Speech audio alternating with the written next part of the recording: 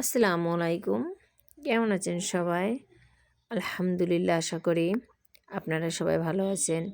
আর আমরা দেখেন কবুতর জবাই করলাম, নিজেদের পালিত কবুতর। এই যে পরিষ্কার করা হচ্ছে, তারপর আবার আর রুটি দিয়ে খাবো। এই যে এখানে রুটি বেলা হচ্ছে, আর রুটি কিন্তু মাটির চুলায় কড়াইতে ভাজবো আমরা।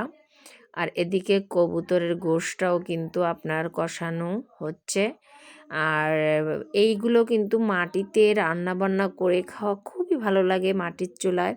এদিকে আমার ভাই আসছে বেড়াইতে, বলতে হয় ছুটি পেয়েছে। আমরা কয় ভাই বোন মিলে আমরা এখানে মুরগির গোশ, তারপর আপনার কবুতরের গোশ দিয়ে চাউলের গুঁড়ি দিয়ে রুটি বানানো হচ্ছে। আমার ভাই দেখেন বসে গেছে অলরেডি, বলতেছে আমারে দে আমারে দে।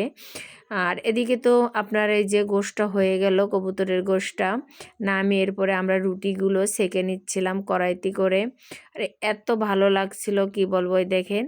তারপর আমরা আবার অন্য তরকারিতে চলে আসলাম, বলতে অন্য মাংস রান্না করার জন্য। এখানে একটা রানী হাঁস রান্না করা হয়েছে। আর রানী হাঁসটা অবশ্যই সবাই চেনেন, সাদা রানী হাঁস আমার মা জবাই করেছে। আর আমরা কয় ভাই বোন আজকে খাবো। অবশ্য আমার ছোট ভাই ছুটি পায়নি, আমার মেজো ভাই ছুটিতে আসছে, ভাবি আসছে। আমরা সবাই মিলে আজকে সুন্দর একটা খাবারের আয়োজন করা হলো। আর এত ভালো লাগছে কি বলবো আপনাদের এভরিওয়ান, আমাদের খুবই ভালো লাগছে। আর গ্রামে কিন্তু এরকম নিজেদের পালিত হাঁস মুরগি খাওয়া যায়। আর বিশেষ করে ভাইরা যখন ছুটিতে আসে তখন তো মা এরকম খোপ থেকে ধরে ধরে জবাই করে খাওয়াবে তাদের ছেলেদের।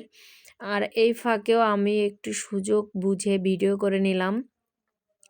আর আমার ভাইও খুব খুশি, এরকম রানী হাঁস খেতে কিন্তু খুবই ভালো লাগে। সুন্দর করে আমার ভাবি রান্না করতেছে। আর আজকে তো আমরা সবাই একটা বাম্পার খাবার দেব। আপনাদের কেমন লাগে রানী হাঁসের মাংস অবশ্যই জানাবেন। আর ওদিকে তো চাউলের গুঁড়া দিয়ে আমরা অলরেডি আমাদের খাওয়া শেষ, চুলার উপর বসে আমাদের খাওয়া শেষ হয়ে গেছে কবুতরের মাংস দিয়ে। আর এবার কিন্তু আমরা খাবো আপনার রানী হাঁসের মাংস। আর রানী হাঁসের মাংস রান্না করা হচ্ছে, এটা আমরা পোলাও ভাত দিয়ে খাবো। এই জন্য আসলে সব ভিডিও করতে পারিনি। দেখেন এইরকম কষানো মাংস কার কার ভালো লাগে।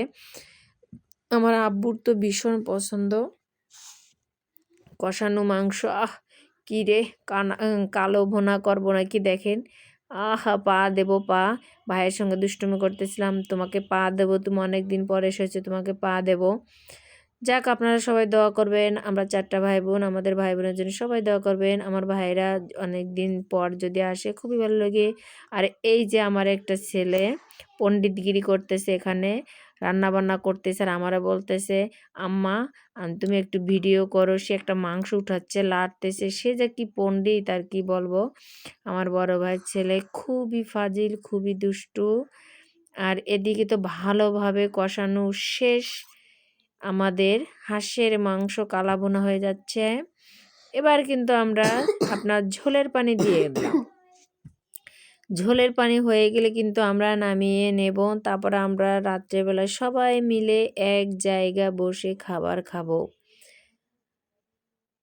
আপুরা, আপনারা জানেন যে এরকম মাটির চুলায় রান্না বান্না খাওয়াটা কত মজা লাগে।